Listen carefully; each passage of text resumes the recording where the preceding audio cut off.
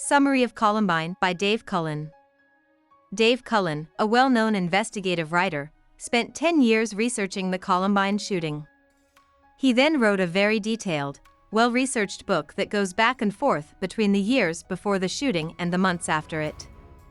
In the parts set in the past, Cullen looks into the lives and minds of killers EricHarris and DylanKlebold. He does this with the help of the boys' personal diaries, interviews with their friends and acquaintances, and the FBI agent Dwayne Fuselier, who was in charge of the investigation and became an expert on both boys. EricHarris was a charming, egotistical monster who wanted to wipe out all humans, and DylanKlebold was a lost, depressed person who would get angry for no reason. They worked together to make a tornado. Because they hated people they thought were lesser than them, the two planned carefully for more than a year, leaking the information that they had guns and explosives to a few of their close friends. On April 20, 1999, Eric and Dylan carried out one of the most violent and well-known terrorist acts in American history. They did this because they wanted glory, fame, and recognition of their godlike superiority over the rest of humanity.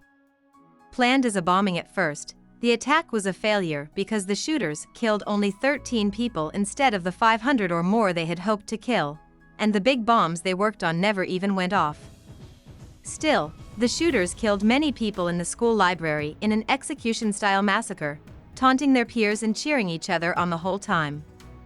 When they got tired of their spree, they tried again to set off their two big propane bombs in the canteen. When that didn't work, they went back to the library and killed themselves together. After the attack, most of the people who lived in the close-knit, borderline rural Jefferson County, just 10 miles from Denver, went to Columbine High School. They were sad and tried to figure out why the attack happened.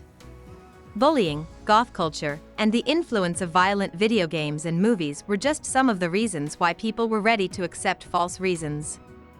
Parents and families of the dead and survivors had a hard time figuring out who was to blame, who should pay, and why the county sheriff's office was giving them different stories.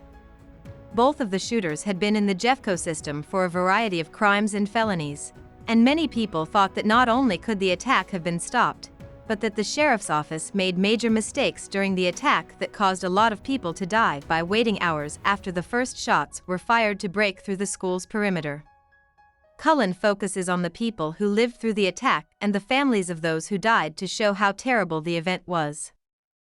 Through detailed accounts of the survivors' recoveries and the grieving process of the bereaved, which in some cases lasted more than 10 years, Cullen shows that Americans still don't understand why such horrible, large-scale violence has no effect on gun control, wide spectacle murder and performative violence continue to drive a large number of shooters and killers every year, and why putting the blame on just one or, in the case of Columbine, two people isn't fair.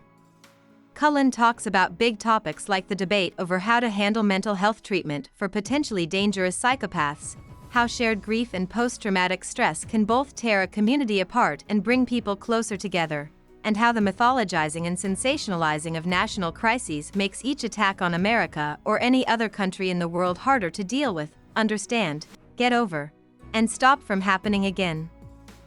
About the author. Dave Cullen is a writer and journalist who has won many awards. He has worked as an infantry soldier, a computer systems analyst, and a teacher for college students. He has also reported from 26 countries around the world. Cullen is currently a staff writer for Vanity Fair. He has written for the New York Times, BuzzFeed, and the New Republic, among other news and culture sites, and is the author of two long investigative reports, Columbine and Soldiers First. Cullen worked on the manuscript for Columbine for 10 years. He was at the scene of the attack within an hour of the first shots being fired, and his years of tireless research, interviews, and writing led to a book that humanizes and complicates two of the most notorious killers of the 20th century while getting to the truth and facts about the massacre. Cullen got the Edgar Allan Poe Award from the Mystery Writers of America, a Barnes and Noble Discover Award, and was a finalist for the LA Times Book Prize for Columbine. Cullen lives in New York City right now. Hope we summarized it fully and you liked it. Please hit the like button and subscribe to our channel so that we are motivated to create more videos.